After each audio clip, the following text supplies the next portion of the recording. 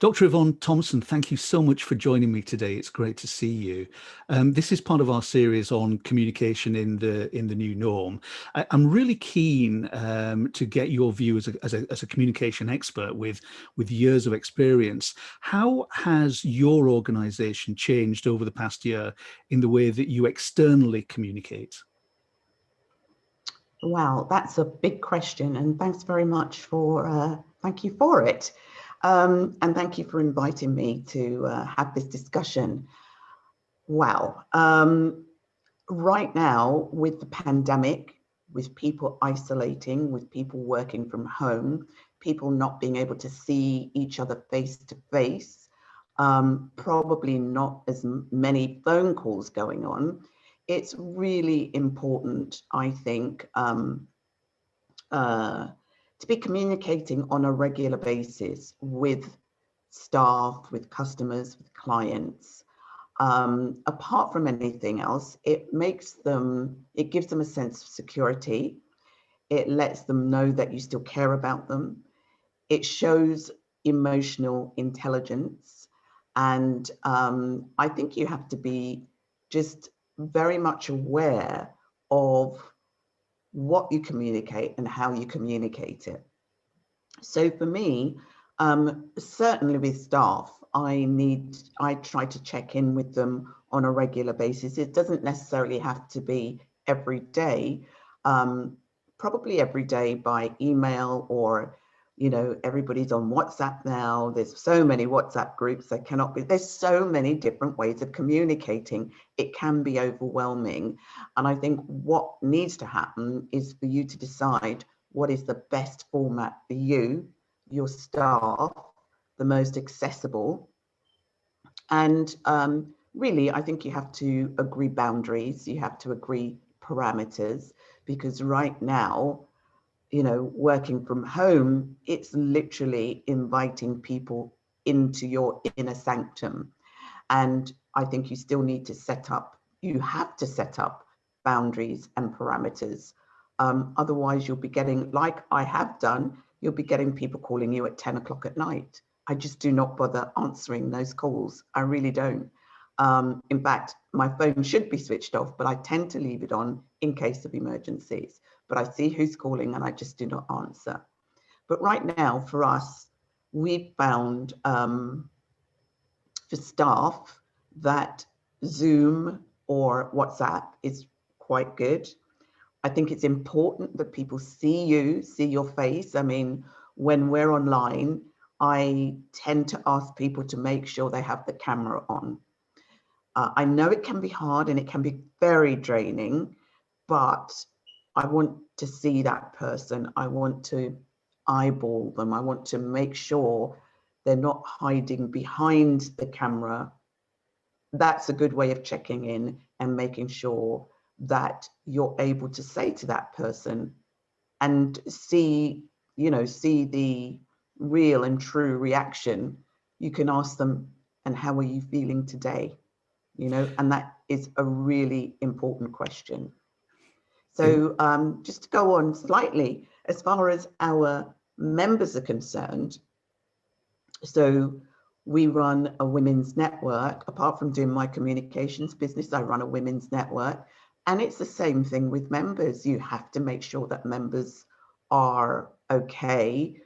When you see someone not turning up to something, you have to send them an email. Make sure that whatever you send them is, very well considered. You have to think about mental health issues. You have to think about loneliness. You have to think about ability to get up and get out, just to go to the supermarket to make sure, or making sure they're having food, whatever it is.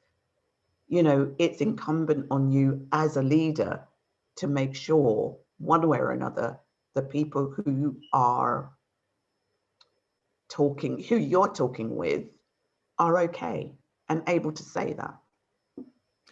I love the insights, Yvonne. Absolutely love the insights, and you're talking about parameters and having borders. I think is very important. Even down to having the cameras on, which I think is, for me, is completely essential. As a leader, or in general leaders, do you think this pandemic has made us more empathetic, has really built our emotional intelligence in the way that we deal with people? Oh, absolutely, absolutely. And I think in general, society was moving that way anyway. And the fact that, as I said, you need to check in with your staff, you need to check in with your clients, you need to check in with your audience, and just make sure that they're doing okay. Make sure that they are okay. Some people might send you an email or a message and say, yeah, I'm okay. But unless you can see that they're okay, do you really know that that is the case? I've heard of so many tragedies in so many different ways, from domestic abuse to, right to the other end of the spectrum of, suicides and people just not answering their phones and, people withdrawing, people. I mean, I've got to say, that even with myself, sometimes, I worked from home quite a bit anyway. I do have an office, but I tended to work from home anyway. So generally I'm okay with it. But there's a difference between knowing that you can do it and you must do it. If you must do it, it's almost like an added pressure, because you can't just get up and walk outside like you'd want to, or jump on the train or do whatever, go and meet people for coffee like you might normally do. When you must do something, there is an added pressure.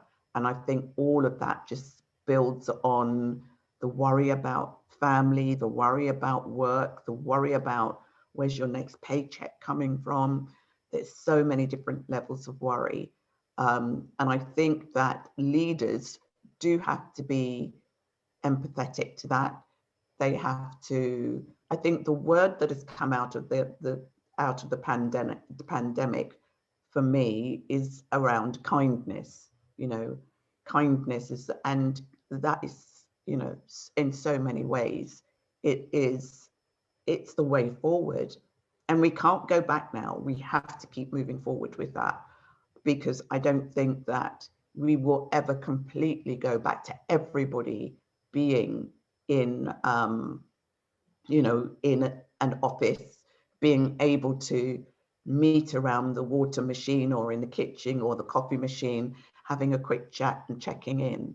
And that, in many ways, that's another way of just making sure that people are okay.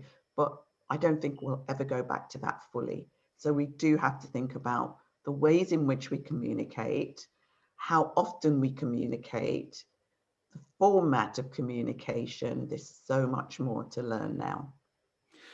Yvonne, if I may ask another question while I've got you here on the question of leadership. So leaders very much have a responsibility for the people in their care. Who looks after the leaders? How do leaders maintain this resilience that they quite clearly need? But yeah, that's a great question. Usually, and I'm not saying this will be for everybody, but do I say? I mean, I'm generalizing. I'm going to be generalizing here, but most of us have someone that we can talk to peer to peer, or a partner, husband, wife, partner that we could talk to. We do have what I call cheerleaders. But even when you're talking to, the people who you are responsible for, I think it's almost like a 360, because they will be saying to you, and how are you? I'd be very surprised if during a conversation, during a meeting, the people around the table or in the meeting or who you're talking to, I think it would be very remiss of them not to say or not to realize this person who's leading a company, leading a group, whatever they're leading, has that added pressure of looking after them. And I'd be very surprised if someone didn't say, and how are you today? And just that little question, whether you answer it or not, gives you a little bit of feedback, a little bit of reassurance, and gives you that kind of perk up to say, yeah, I'm okay today.